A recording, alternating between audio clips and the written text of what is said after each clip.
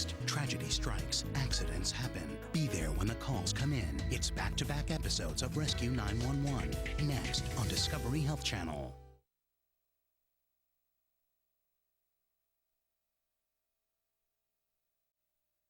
This is 911. Do you have an emergency? Today on Rescue 911, a weekly chore turns to tragedy. A lawnmower nearly takes a boy's life. My brother ran into the lawnmower. My God, his leg is almost gone. I really felt that Josh was going to bleed to death before the ambulance got there. Plus 911.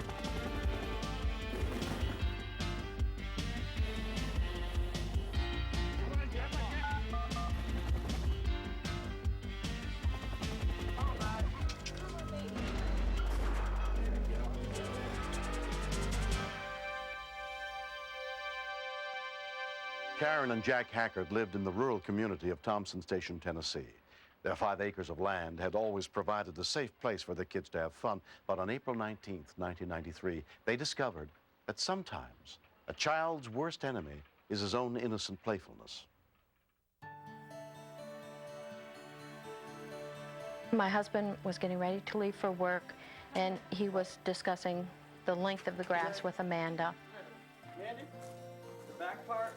Don't worry about the front part today. 14-year-old Amanda mowed the lawn about once a week. No, get back. I gotta cut the grass. My brothers, Josh and Jerry, they're twins and they get into everything. Most of the times you have to tell them 5 times what they have to do before they'll do it.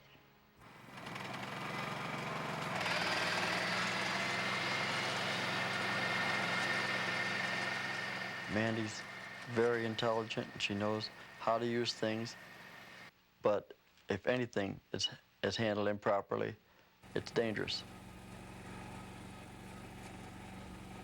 I got around the house about twice, and the twins came up and said they wanted to ride. Give us a ride, Mandy!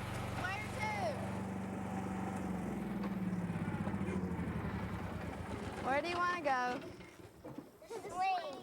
I told him I'd pull him to swing set without the blades running.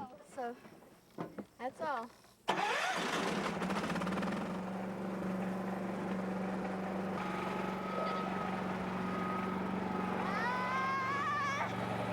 Joshua and Jeremy had a very premature birth, which led to a lot of medical problems. They didn't think Jeremy would walk, and Joshua was so fragile and so little. Josh, do this. You cannot tell them that they can't do anything because they'll prove you wrong every time.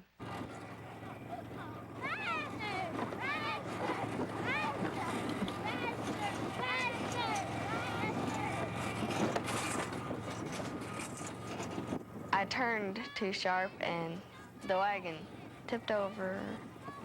I was thinking, well, I guess I didn't have to stop it and unhitch them. I need another ride! Come on, Mandy! I turned the blades on and I started mowing again.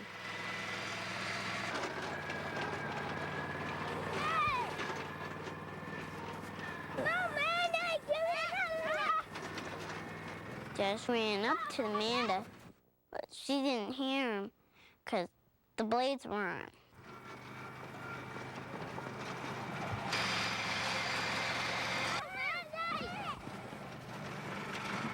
The grass was all wet and his feet just slipped out from under him. I think my heart stopped beating. I'll never forget that sound. It was just like the skin was exploded off of his knee. I had no idea what had happened. My first reaction was, my God, his leg is almost gone. When we continue. As I tried to talk calmly with him, I really felt that Josh was going to bleed to death before the ambulance got there. Tonight, witness true miracles inside the halls of Toronto's Hospital for Sick Children. As the staff works to help these tiny patients, families pray for the best. Life's Little Miracles, tonight on Discovery Health Channel.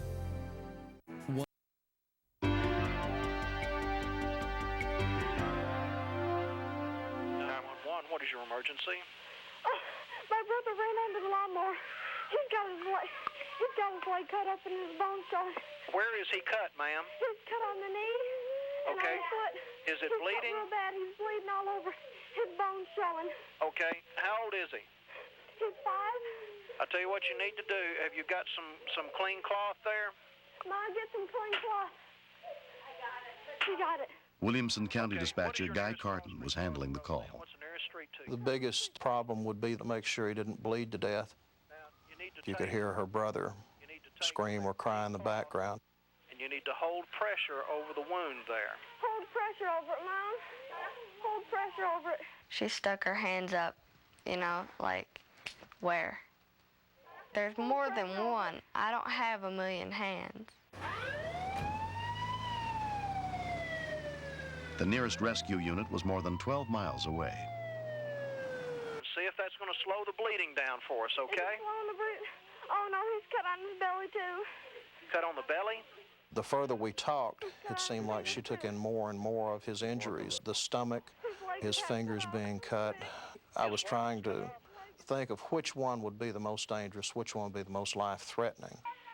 He's still awake, all right? He's still awake. All of I those had places to where we maintain, have big cuts. and I had to try to shield Josh from knowing the extent of his injuries. But What's your name? as I tried to talk calmly with him, I really felt that Josh was going to bleed to death before the ambulance got there. I thought I was having my very last conversation with him.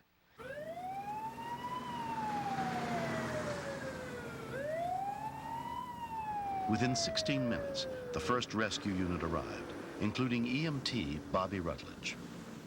You got a lot of road time to think about anything imaginable that you could believe can happen by being cut up by a mower. You could have amputations, legs, arms, or even death. Does he have any medical history or anything? Yeah, he's got a lot. He was a preemie. He was on the vent for a week. He has a seizure disorder, which I really felt guilty that I had not protected him from one more injury, one more assault against him in his life, because he had been through so much and he had conquered so much. he has asthma. I was thinking, you know, after all he's been through, is this the way it's going to end? You know, is this what it's all been for? Roll him back onto your back, sweetheart. Give out a yell if it hurts, okay? Really good little brave boy. I thought it was my fault. Jeremy followed me outside and started saying, it's not your fault. You know, that he still loves me, no matter what anybody says. He's gonna be all right.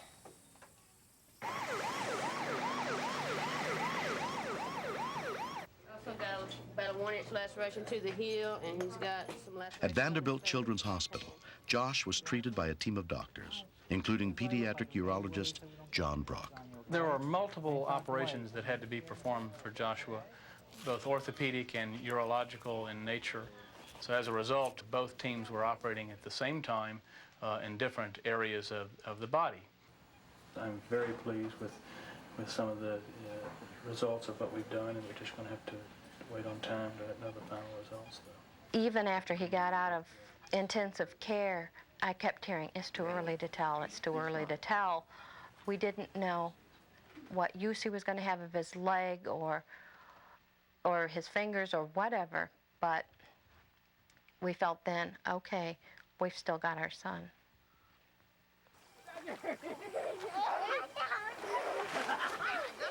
Less than 5 months later, Joshua Hackert has made remarkable progress. About a month after the accident, it was his 6th birthday. We bought him a bike, and he was determined he was going to ride his bike. So he did everything he could to strengthen his muscles. He swam every day, exercised his leg. He didn't like it. He cried, but he did it.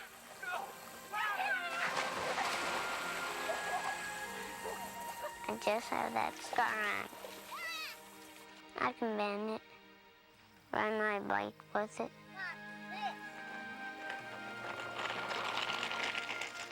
I read in the paper that many of the ambulances in our state are not well enough funded that they are able to carry child-size equipment with them. If our ambulance had not had the mass pants or that kind of thing that fit him, Joshua probably wouldn't be here today. Doing good, Josh.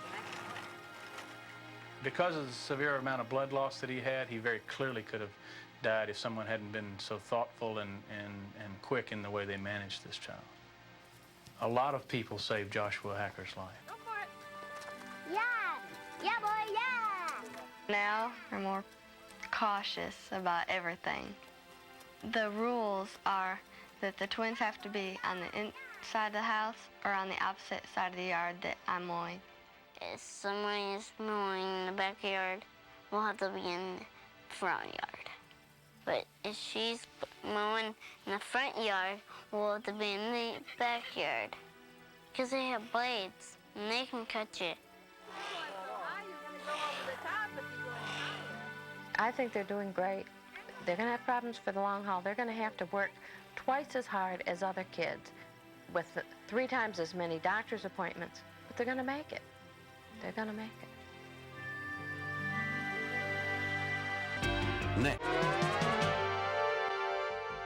Next, it's the medical drama that captured life in a Chicago hospital and captured our hearts. Stay tuned for David E. Kelley's critically acclaimed series, Chicago Hope, next on Discovery Health Channel. Real life, medicine, miracles. Mr. Shapiro, step out of the car, please.